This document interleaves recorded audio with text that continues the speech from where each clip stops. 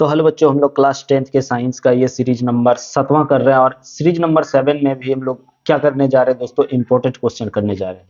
यानी अगर आप देखें दोस्तों, तो सारे सीरीज को अगर आप लोगों ने देख लिया है तो मैं 100% आप लोगों को कह सकता हूं कि आपका साइंस में नंबर कहीं जाने वाला नहीं है। तो चलिए भैया, ये हम लोगों का साइंस का सीरीज नंबर 7वां है। हम लोग करते हैं शुरू क्वेश्चन नंबर 86 से, क्योंकि इससे पहले हम लोग क्वेश्चन नंबर 85 तक देख लिए थे, है ना। तो चलिए क्वेश्चन नंबर 86 शुरू करते हैं। पहला क्वेश्चन है प्यारे बच्चों, चुंबकीय क्षेत्र रेखाएं क्या।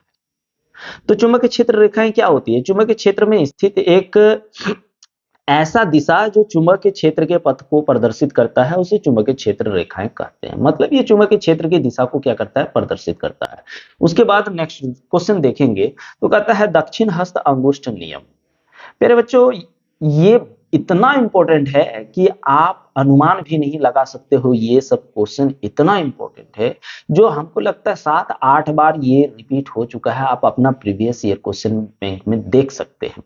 तो प्यारे बच्चों, यहाँ पे चलिए देखते हैं। कहता है दक्षिण हस्त अंगुष्ठ का नियम।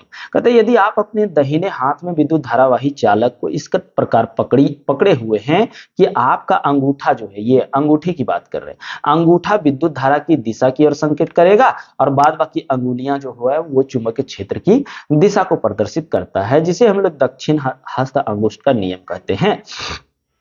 ठीक है प्यारे बच्चों, यानी इससे हम लोग चुंबकीय क्षेत्र की दिशा को ज्ञात कर सकते हैं। अब क्वेश्चन नंबर 88 देखते हैं। इतना इंपॉर्टेंट है प्यारे बच्चों कि आप सोच भी नहीं सकते। ठीक है, चलिए क्वेश्चन क्या है। कहता पारितंत्र में अपमार्जकों की क्या भूमिका है? तो कहता है पारितंत्र या पारिस्थितिक, एक ही बात है। तो पारितंत्र या पारिस्थितिक संतुलन को कायम रखने में अपमार्जक जो है, अपमार्जकों की महत्वपूर्ण भूमिका है। यह पौधे तथा जंतुओं के मृत शरीर, यानी जब पौधे या जंतु जब मर उड़ जाता है भैया, तो क्या होता है, उस चीज को खा पी लेता है। जैसे इसका बेस्ट एग्जांपल है गिद्ध, कीड़े मकोड़े। अपमार्जक हम लोग कीड़े मकोड़े गिद्ध को कहते हैं, क्योंकि ये पर्यावरण को साफ सफाई में ध्यान देता है और ये पर्यावरण को साफ रखता है। ठीक है प्यारे बच्चों, तो यहाँ कहता है मृत शरीर तथा वर्ज्य पदार्थों की जीवाणुओं और कवकों के द्वारा अपघटन होता है। अपघटन का मतलब वो सड़गल जाता है, टूट बिखर जाता है। ये जीवाणु मृत जीवों के शरीर में उपस्थित कार्बनिक पदार्थों को अकार्बनिक पदार्थों में मुक्त कर देते हैं, जो विभिन्न गैसों के रूप में वायुमंडल में चले जाते हैं। फिर कहता है अन्य अन्य ठोस, आइए यहाँ अन्य ठोस एवं द्रव जो पदार्थ, अन्य ठोस और द्रव पदार्थ जो होता है वो मिट्टी में मिल जाते हैं। इस प्रकार पारितंत्र में अपमार्जक की मुख्य भी भूमिका होती है दोस्तों। अगर अपमार्जक नहीं होगा तो पारितंत्र गंदा हो जाएगा, याद रखना। और ये अपमार्जक जो होता है, ये पारितंत्र को साफ सफाई करता है, यानी पर्यावरण की साफ सफाई में बहुत बड़ी भूमिका निभाता है दोस्तों। ठीक है, तो अब हम लोग देखने वाले हैं नेक्स्ट क्वेश्चन प्यारे बच्चों। नेक्स्ट क्वेश्चन में है कहता 3 पर्यावरण हितैषी अभ्यास लिखिए।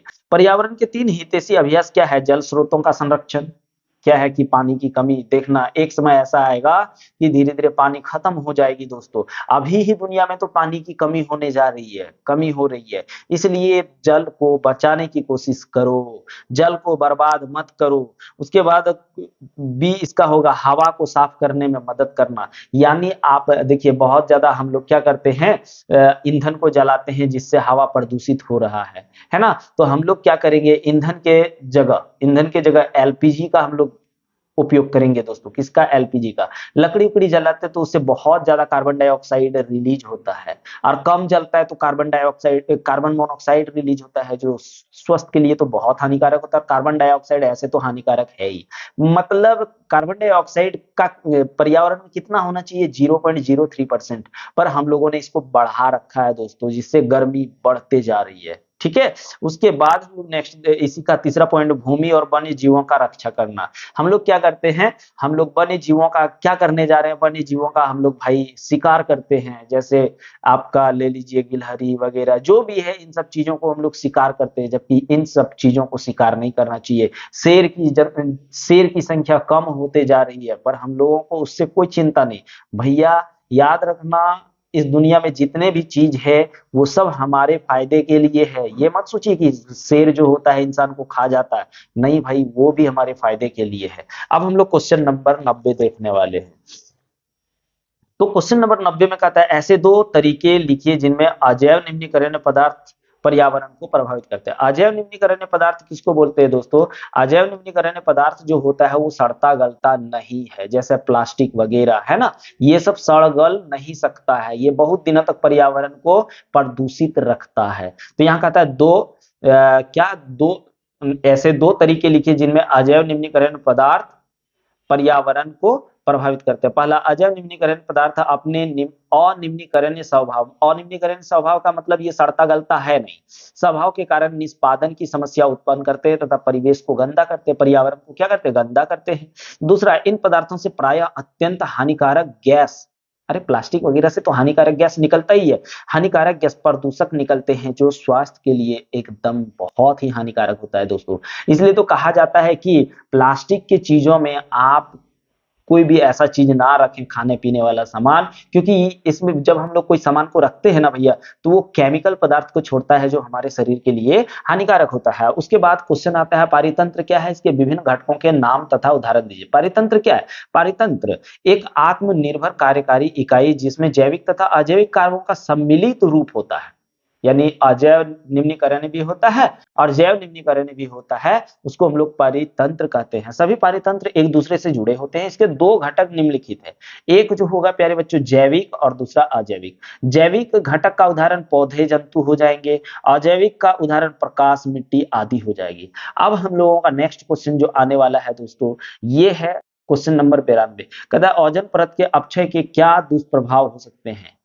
ओजोन परत, देखिए ओजोन परत जो होता है ना, यहाँ से 12 से 15 किलोमीटर ऊपर समताप मंडल में बना होता है दोस्तों, और ये क्या करता है? परावैंगनी विकिरण को पृथ्वी पर आने से रोकती है। यानी ओजोन परत का ये क्या होता है जानते हैं? ओजोन परत का परावैंगनी विकिरण भोजन होता है। आइए पढ़ते हैं। कहता है विभिन्न रासायनिक कारणों से ओजोन परत को क्षति बहुत तेजी से हो रही है। CFC क्लोरोफ्लोरोकार्बन, जो आप देखे होंगे फ्रिज में से जो गैस निकलता है उसको क्लोरोफ्लोरोकार्बन कहते हैं, के वृद्धि के कारण ओजोन परत में छिद्र उत्पन्न हो गए हैं। मतलब अब देखो छेद भी होने हो गए हैं, क्योंकि भाई बहुत ज्यादा हम लोग फ्रिज यूज करते हैं। क्या करते हैं? बहुत ज्यादा फ्रिज यूज करते हैं स्टाइल करने के लिए कि हाँ देखो मेरे घर में ठंडा पानी मिल रहा है। भाई ये सब गलत गलत तरीके मत करिए। आप अपने घर में घड़े का पानी रखिए, उसका पानी पीजिए, आपके लिए भी लाभदायक होगा। फ्रिज का पानी स्वादिष्ट नहीं होता है दोस्तों, ठीक है? क्लोरोफ्लोरोकार्बन जो होता है वो उस पानी का स्वाद को ही खत्म कर देता है। तो यह कहता है उत्पन्न हो गए हैं जिनमें सूर्य के प्रकाश में उपस्थित परावैंगनी विकिरणें सीधे पृथ्वी पर आने लगी है। और जब पृथ्वी पर ये आने लगेगी ना दोस्तों, तो याद रखना त्वचा का कैंसर होगा। समझ रहे हो? त्वचा का कैंसर होगा, फिर आपकी मृत्यु हो जाएगी। इसलिए आप घरों में फ्रिज वगैरह ना रखें मेरे दोस्त। चलिए अब हम लोग इस वीडियो के बाद हम लोग जो करेंगे प्यारे बच्चों, अब हम लोग केमिस्ट्री का लेक्चर करने वाले हैं, और केमिस्ट्री में भी हम लोग लगभग 100 क्वेश्चन करने वाले हैं। एकदम घबराना नहीं है दोस्तों, ठीक है? तो चलते हैं आगे, अगला क्लास में मिलते हैं। जय हिंद।